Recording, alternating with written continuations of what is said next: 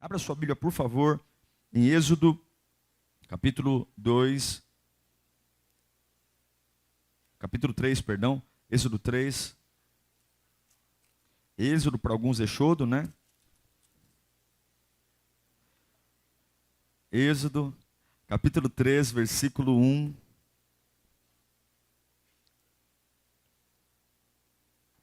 Todos acharam? Diz assim o texto: Moisés pastoreava o rebanho do seu sogro Jetro, que era sacerdote de Midian. Um dia, levou o rebanho para outro lado do deserto e chegou a Horebe,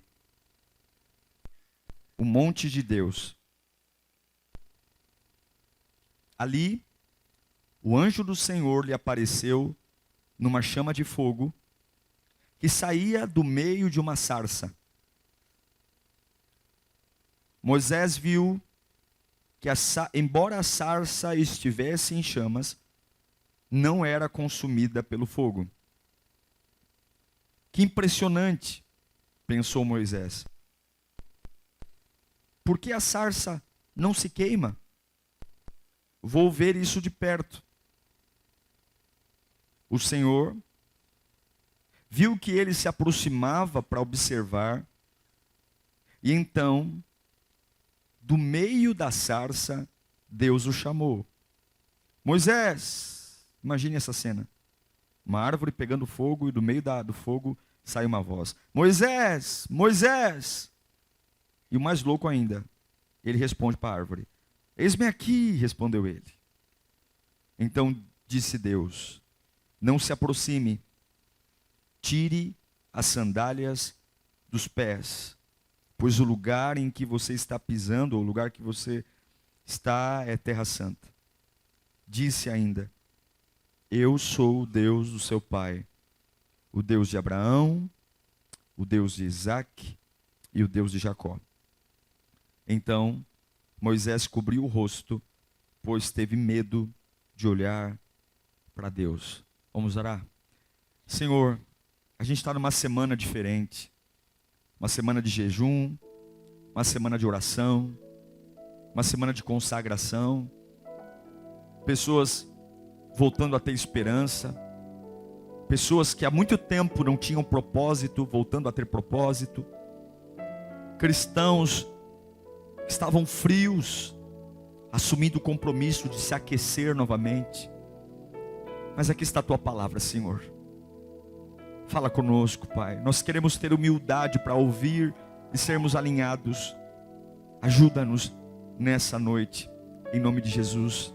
Amém. Na minha vida pastoral, talvez uma das frases que eu mais ouvi foi essa que é o tema do sermão de hoje. Enfim, pastor, quando vai ser? Quando vai acabar o meu sofrimento? Quando é que de fato a minha vida vai mudar? É quando parece que a gente já está fazendo tudo certo, quando de fato o meu relacionamento vai deslanchar, o meu ministério vai deslanchar, a minha vida profissional, quando de fato será? Todos nós temos essa angústia, sabe aquele momento único que separa o ontem do amanhã, que vem e marca a nossa vida? Todos nós estamos à procura desse, enfim, quando será? Quando será que vou ser curado? Quando será que vou abrir uma porta de emprego? Quando será que vou encontrar sentido para a minha vida? Quando será que minha cabeça minhas emoções vão se equilibrar? Estou fazendo tudo, não sacrifício, quando será que vai fluir? É uma pergunta que todos nós temos pelo menos em uma, duas, três áreas da vida, porque buscamos essa resposta. Quando será que eu vou sair dessa fase que parece ser uma fase de, por enquanto estou aqui? Por enquanto eu estou vivendo assim. Esses por enquanto, sabe? Que é uma fase que a gente não quer estar, um lugar que a gente não quer morar, um momento que a gente não quer estar vivendo, mas a gente sabe que por enquanto está ali. E a pergunta que fica é, quando será? Quando será o definitivo? Quando será aquilo que Deus tem para mim? Porque sabemos que Deus tem algo para nós. É interessante perceber que Moisés, ele está morando num deserto, e Deus cria um dia para gerar um antes e um depois na vida dele.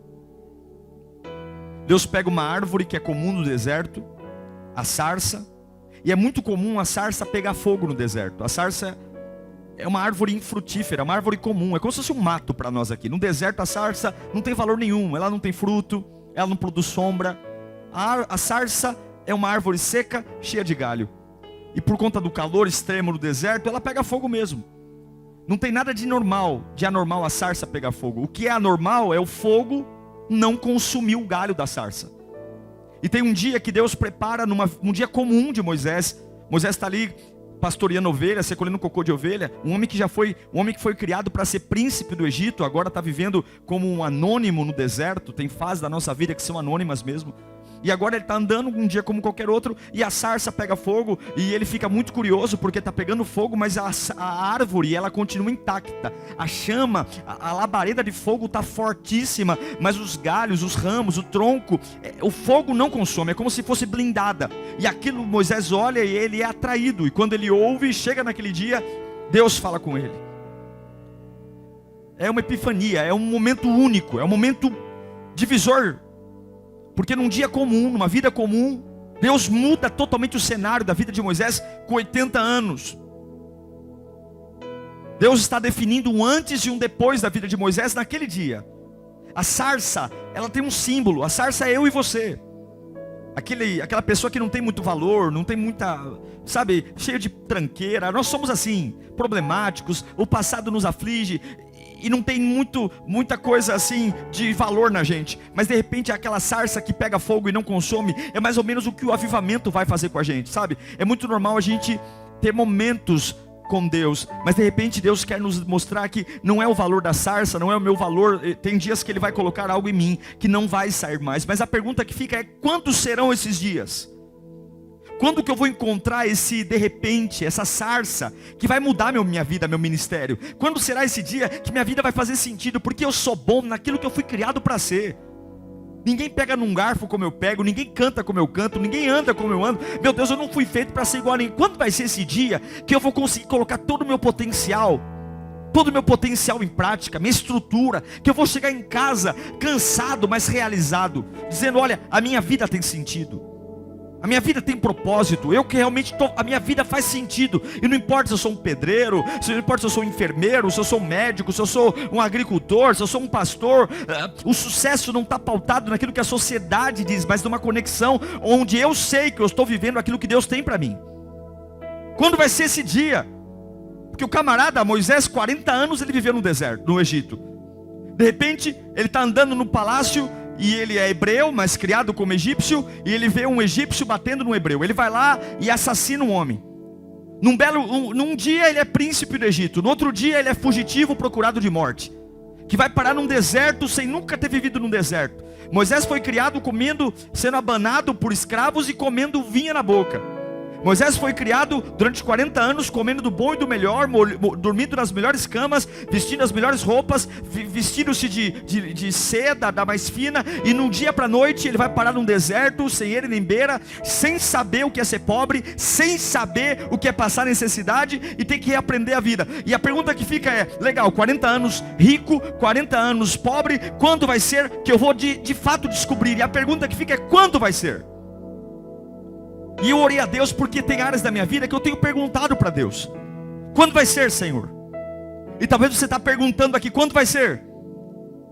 Porque estou cansado de gastar dinheiro e não ir. Estou cansado de emocionalmente negociar algumas coisas e não ir. Estou cansado de ouvir as pessoas e é tudo isopor.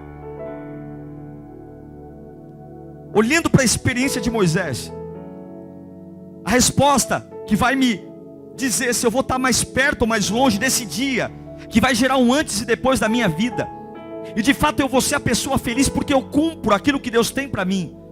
Na minha concepção, pelo que eu vou trazer a palavra, são 3 fatores aqui, bem simples. O primeiro deles: eu encontro a sarça, eu encontro esse dia, enfim, quando eu consigo de fato romper com o meu passado. Você nunca vai viver um avivamento enquanto você não romper com o seu passado.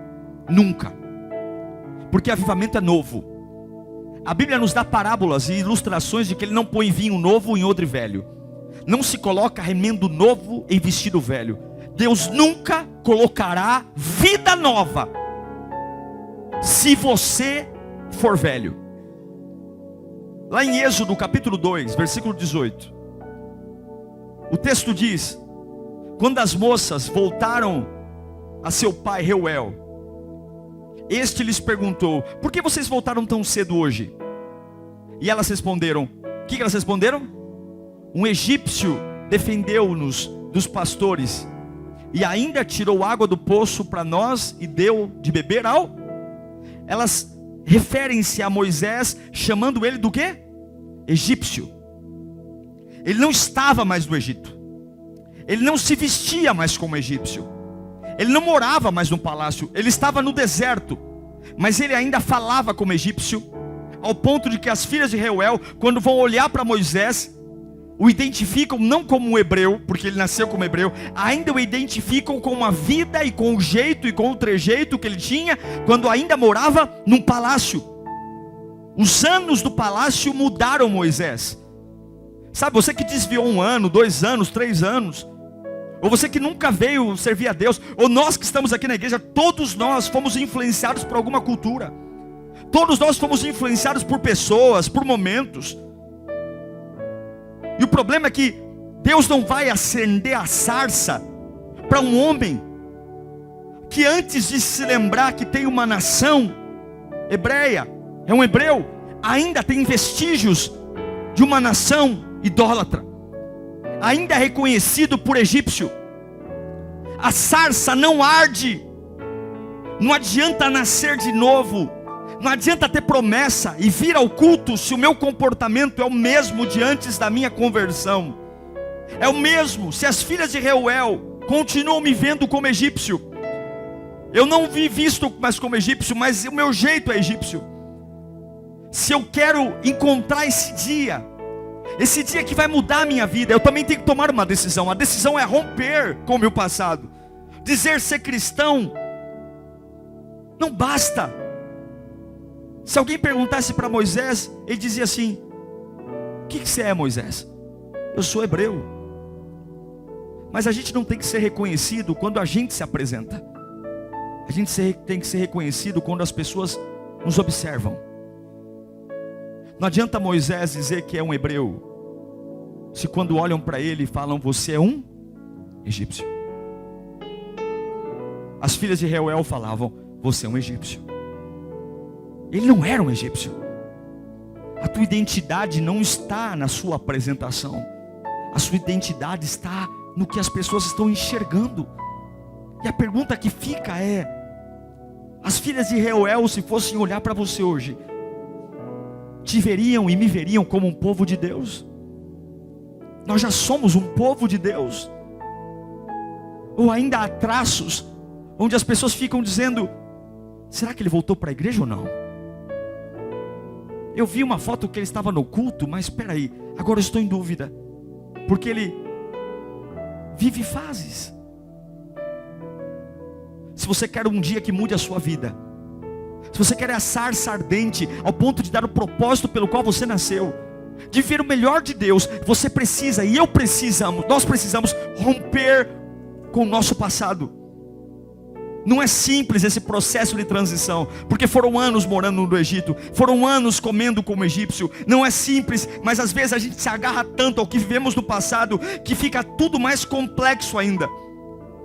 Aquilo que era para ser difícil fica quase impossível, porque eu abraço aquelas práticas, porque é muito mais cômodo. Eu aprendi 40 anos. É mais fácil eu manter uma cultura que eu faço com os pés nas costas do que aprender uma vida nova. No Egito só há escravidão. Não se engane. A vida velha que nós tínhamos só nos escravizou, só deformou a nossa alma. Não se engane, mas rompa com a vida velha. Se você quer encontrar uma sarça, um propósito, um relacionamento que vale a pena, ter sabedoria para encontrar um companheiro que vale a pena, não uma pessoa que vai usar seu corpo ou usar sua mente, mas uma pessoa que vai usar o seu dinheiro, estrutura emocional para trabalhar decentemente, para ter o teu futuro nas mãos daquele que sabe o teu futuro antes de você se lembrar ou pensar. Você é obrigado a dar um basta no seu passado. Você tem que lutar por isso. Você tem que entender que as pessoas têm que identificar não como egípcio, mas como um filho de Deus. Não existe mornidez no reino de Deus. Ou você é quente, ou você é frio. Ou você é quente, ou você é frio. O morno, ele vomita. Podemos fazer pazes, mas a igreja não dá carreira espiritual. A igreja não sustenta. Rompa com a vida velha. Faça tudo de novo, ainda que dê trabalho. Rompa com amizades. Viva o novo, busque o novo. Ainda que você tenha caído e eu tenha caído, busque o novo, fale do novo. Coragem. Coragem para você estar vivendo um dia como qualquer outro e Deus te surpreender com uma sarça ardente. Um dia que é para você só mais um dia de trabalho, é só mais um dia para recolher cocô de ovelha como Moisés estava, e de repente um dia comum, Deus faz o sobrenatural porque você ousou romper com o seu passado. Qual é aquilo, o que é que você tem que romper a partir de hoje? Quem são as pessoas, os lugares, as falas, as práticas, o que é? Não adianta se converter e ser o mesmo reclamão de sempre, se converter e ser o mesmo murmurador de sempre, não adianta. Moisés, ele era um hebreu, mas no deserto ele foi reconhecido como egípcio. E a sarça só arde quando ele rompe com o passado. Se você quer encontrar esse dia fantástico, a primeira coisa é romper com o passado. E a segunda, você tem que atravessar seu deserto. Deserto é lugar de punição, sim. Deserto é lugar de punição, mas o deserto também é lugar de purificação de caráter. A gente aprende muito pouco com o sucesso. A gente aprende muito pouco com a formatura da faculdade. Você vai aprender quando o teu chefe fala assim que você não é bom o suficiente. Você não vai aprender quando pega o canudo da faculdade na mão. Você vai aprender quando você perceber que tudo que você estudou não vale para nada, porque o teu chefe não consegue ter paciência com você e você vai ter que se desdobrar do novo jeito. Você aprende quando as pessoas, elas te frustram. Você aprende quando você chora. O deserto, ele pune, mas o deserto amadurece. O deserto te faz entender que eu não vou ter todo tipo de comida, então eu tenho que dar valor para o pouco que tenho. Valor para o maná. O deserto nos forja. Atravessar o deserto é mudar a mente. Atravessar o deserto é pensar diferente. Atravessar o deserto é sair daquela cabeça que eu tinha de escravo quando estava no Egito e ter uma cabeça livre para depender de Deus. Acabou o dinheiro, acabou as amizades, eu não ganho mais como ganhava antes, a minha vida está muito ruim, mas a minha cabeça está mudando. Eu estou aprendendo a dar valor para o que importa. Eu estou crescendo do jeito certo, crescendo primeiro para baixo, para depois para cima. O deserto tira aquela limitação da escravidão. É no deserto que eu aprendo a viver o sobrenatural, porque não sei se vai ter água para todos os dias, não sei se vai ter comida todos os dias, eu sei que tenho que viver. E o problema é que alguns nunca verão a sarça ardente, porque estão se matando no deserto. Moisés, ele entra ferido no deserto, ele sai corrido. Imagina um camarada que viveu 40 anos num palácio e de repente se vê no deserto, sem familiar, sem parente, sem saber para nada, e ele está lá no deserto. Ele entrou ferido por uma alma orgulhosa, o orgulho que foi plantado no Egito, comendo bem, vestindo-se bem, mas durante 40 anos no deserto ele aceitou ser pastor de ovelhas. Durante 40 anos no deserto, ele foi perdendo toda aquela pompa que o Egito deu para ele, e ele foi aceitando que ser pastor de ovelha estava tudo bem. Ele entra no deserto como um egípcio, mas ele sai do deserto como um hebreu. Ele entra no deserto confuso, mas ele sai do deserto convicto. Ele entra num deserto fugitivo, mas ele sai do deserto um libertador. Ele entra no deserto solitário, mas ele sai do deserto com uma família. Ele entra no deserto desistindo, mas ele sai do deserto com uma promessa. Ele entra no deserto como um homem natural, mas ele sai do deserto como um homem sobrenatural. Ele entra no deserto sem esperança para ele, mas ele sai do deserto levando esperança para uma nação inteira. O deserto é um péssimo lugar para estar, mas o deserto, ao mesmo tempo que pune, ele purifica e dá mentalidade. Então pare de reclamar da escola que Deus te colocou, pare de reclamar da faculdade que Deus te plantou, porque isso, os beijinhos no rosto que você tem não vão te dar, os tapinhas nas costas não vão te dar esse caráter de filho de Deus que Deus está te dando. Pare de reclamar da grande e bela escola que Deus colocou você lá, porque pode punir, mas não vai matar. E se você não atravessar o deserto, eu digo para você que nunca você terá um dia de sarça ardente. Nunca. Deixe o deserto tratar tua mente. Deixa a dor fazer bem. Se não fosse a dor, morreríamos em casa sem saber o que é. Se não fosse a dor, nós morreríamos sem saber por que morremos. Graças à dor vamos ao médico. Graças à dor, graças ao caroço, graças ao vermelhidão, graças à alergia, graças à dor nas costas, eu me desperto para algo que eu não me importo. Graças à dor nas costas, eu estou me preocupando do jeito que eu tenho que sentar. Graças a esse problema intestinal, eu estou revendo a forma como eu me alimento. Graças a essa dor da cabeça, essa sinusite, eu estou me preocupando em estar mais agasalhado ou com óculos. Graças à dor, nós somos movidos a tomar atitudes que sem a dor não tomaríamos. O deserto pune, mas o deserto está te chamando a atenção para deixar de ser uma criança mimada, para se transformar num grande libertador, para ter um dia que vai mudar a tua história para sempre. Atravesse o teu deserto. No Egito não tem experiência com Deus. No Egito não é você, é bebida, é tudo errado, só escravidão. Mas no monte de Deus a sarça arde, e você vai ter sua experiência com Deus. Sua experiência com Deus está no deserto. Sua experiência com Deus está num vale. Sua experiência com Deus está na dor. Sua experiência com Deus está quando você fala, eu não posso. E aí você é obrigado a dobrar o joelho e vai dizer, esse é o lugar que eu quero que você esteja, dependendo de mim.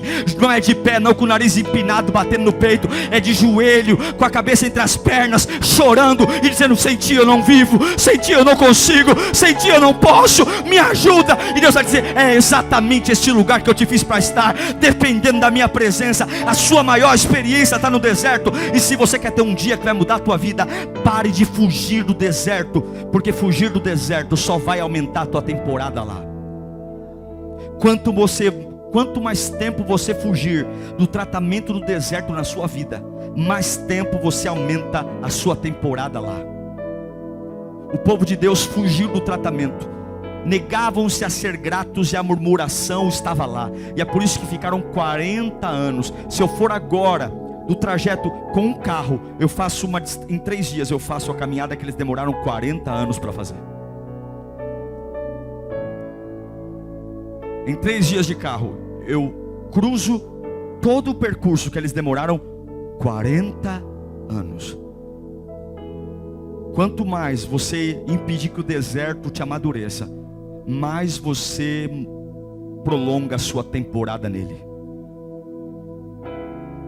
O que eu falo determina o tamanho e o tempo do meu deserto. Demônio, desgraça, Deus não existe.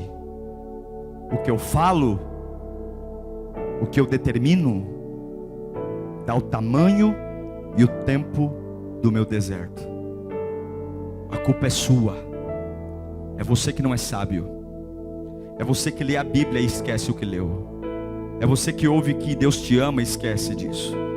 O que você fala determina o tempo e a duração do seu deserto.